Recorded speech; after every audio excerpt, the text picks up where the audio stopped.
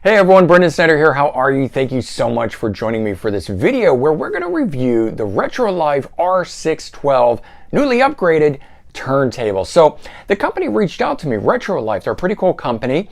They're a company that talks about good craftsmanship and wanting to return that retro design style back to sort of the forefront, making it fashionable again. And I think it's a beautiful thing, so why not? And they sell a lot of different things. They've got turntables, speakers, media stands, other different things and stuff. So definitely a company worth checking out. But they contacted me and asked me to review this record player, the R612. So that's what we're really going to be here talking about today. It comes in a retro brown finish. There's other colors too, walnut red and black cyan, it says. So pretty cool. There are a couple different ones to choose from. Features on the record player itself, a pair of HiFi speakers with this. They are wired. I'm a firm believer in wired speakers as opposed to Bluetooth style speakers. Definitely think you get a better sound out of the wired ones. The player does support Bluetooth, so you could connect to it and stream from your phone, things like that. Take double use of the speakers. And I always think that's really cool when something like this, something that's analog, can still be used for the more modern stuff like streaming music off our phones and things, because not everything is available on our favorite vinyl, CD, cassette format, whatever you like out there. I'm a fan of all of them. And this is a 3-speed belt drive, and it retails for $229. So the thing is, also keep in mind that the company itself offers free shipping, and the reason these little guys are sitting out here is there's some Thanksgiving discounts that you guys could take advantage of, 10% and 20% off. So head on over to retrolifeplayer.com, leaving the link right there, also down in the description, and go check them out. But before we dive into this, I do want to sort of state up front that this is not a tech channel, and I am not a tech guru myself. So I'm simply just reviewing this from the focus of being a music lover. As you can see all my CDs in the background and things of that nature. And we all have our favorite bands and things of that. And it certainly takes good product to listen to it on. So that's where I'm coming from on this and why I've agreed to review this here. And then also previously to this, I did review their Retrolife SY101 player, also known as the Seeing, S-E-E-Y-I-N-G. And I'm going to leave a link to that review in the description if you want to check that out after this and compare the two different models and so forth.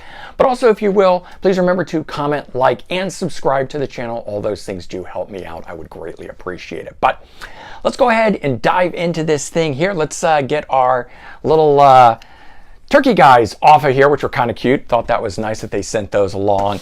And take a look at this thing. So, it comes just straight in the box like this. I have to say right away what kind of threw me is that it does not say Retrolife anywhere on the packaging or anything. In fact, it says Season Life. So that was kind of like the last one that I reviewed that ended up having the name Seeing on it as opposed to Retrolife or anything. But the model numbers and everything do match up the R612 and so forth. So I know we got the right thing here, but there's that. So let's go ahead and cut into this thing and get this thing out. Got my trusty X-Acto here. We're going to try cutting into this and see how easy this is. Seeming pretty easy right off the bat there. First thing right on top. Instructions. If you recall, in the last one that I reviewed, the instructions were kind of hidden, and I didn't think it came with any and found them a little bit later, but instructions, always a beautiful thing, worth having.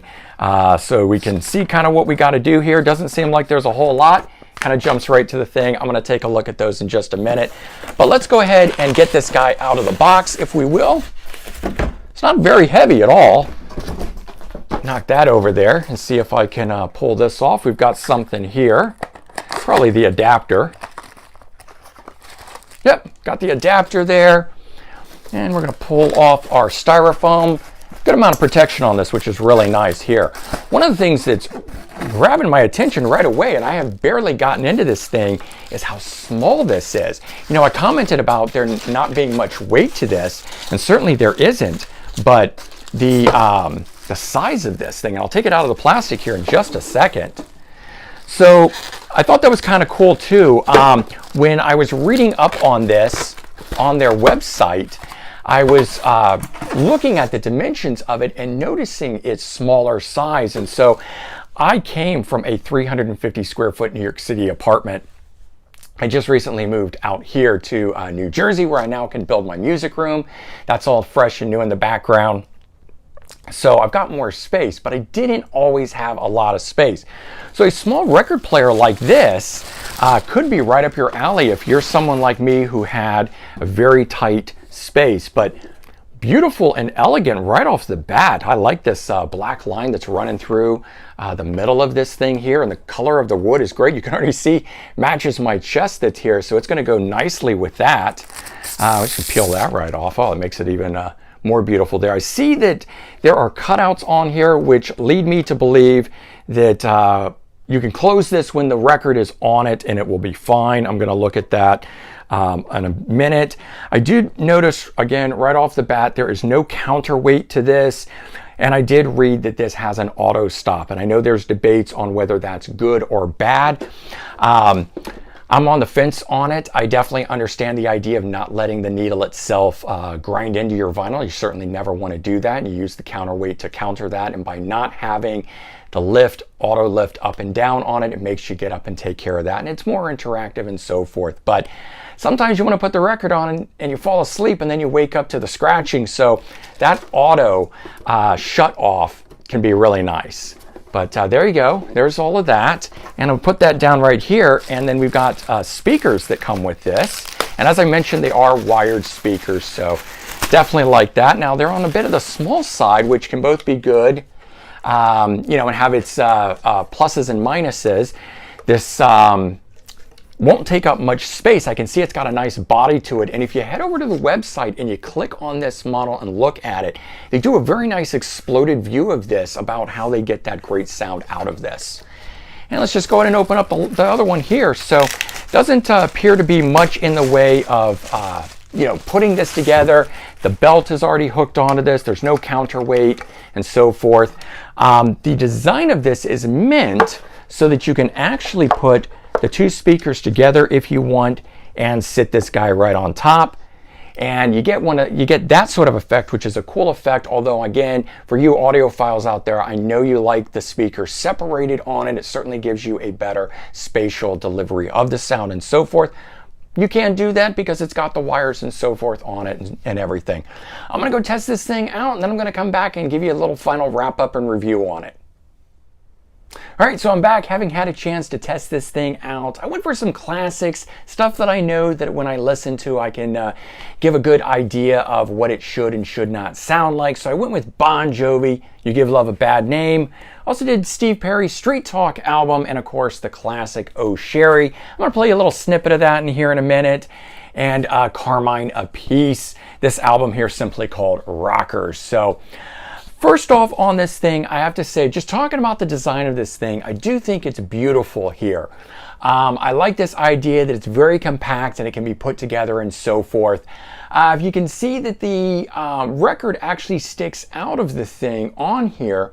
And so my initial reaction with that is that the lid, when closed, doesn't really capture or contain, I should say, the playing of the record. And sometimes you want that if it's got more hiss and pop and stuff to it because it's an older record that wasn't taken care of. The lid is good for containing that. And unfortunately, this model doesn't do this. But there's some trade-offs with it. Again, it's that tight design and so forth and things. The arm itself not having the counterweight, there's something built into it that does its own thing, and it feels as though it maybe is pressing a little more than I would like it to. And it's a little bit finicky in terms of going up and down and so forth, but again, it has that auto shut off and everything on it. The elegant sort of vintage design of this is, you know, tops for me. I always go for aesthetics, being an architect and so forth. But when it comes to the sound on this, I felt that the highs were a little too high on it, not enough low end for me. It wasn't really as balanced as I would like it to be. This is also a generational thing. I know that some younger listeners like those sort of things. That's where we get into that whole difference between the sound that is from streaming versus analog and so forth. But this one here just didn't quite have that balance of highs and lows on it and so forth. So I do think that at the $229 price that this is, for the quality, for the elegance of it, what it does and so forth as a sort of starting out model, I do think that that is a nice thing here. If you're an audiophile type person, I think you may want to look into some of their other more high-end versions. In particular, maybe the Seeing SY101 model that I previously reviewed. And again, link for that is in the description. This one here, I'm going to put this on now and give you just a little sample of what I'm talking about. We can't do too much of this because of copyrights, but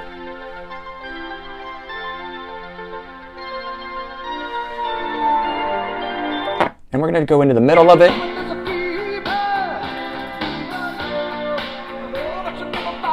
And we're going to jump to one more song here.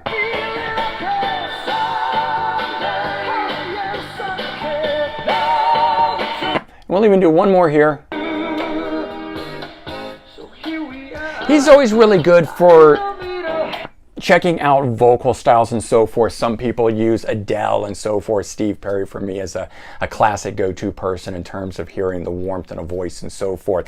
And I know I didn't play much of that on here. And I always say in terms of the testing of these things out, demoing them and so forth, it's only as good as your speakers are. You're certainly never going to get to know what these speakers really sound like because it's still playing through the speakers on your end and you're hearing it that way. But that gave you just a little bit of sample there on this thing. And as I said, while bright and clear, it definitely is that, very smooth sound in it. It's just a little too much in the high range for me, not enough balance down into the low range on it. That's my only sort of complaint on this. But again, as I said, in the $229 range that this is and the other features that you get for it, it is a good starter model. But if you are an audiophile type person, you may want to look into some of their more higher end ones. So there you go. That is my review of this particular record player here, the R612 from Retrolife. As I said, the box on this thing called it Season Life, so that may be the specific name of this one here. Hope you guys enjoyed this. Take care, have a good one, and I'll talk to you soon. Bye-bye.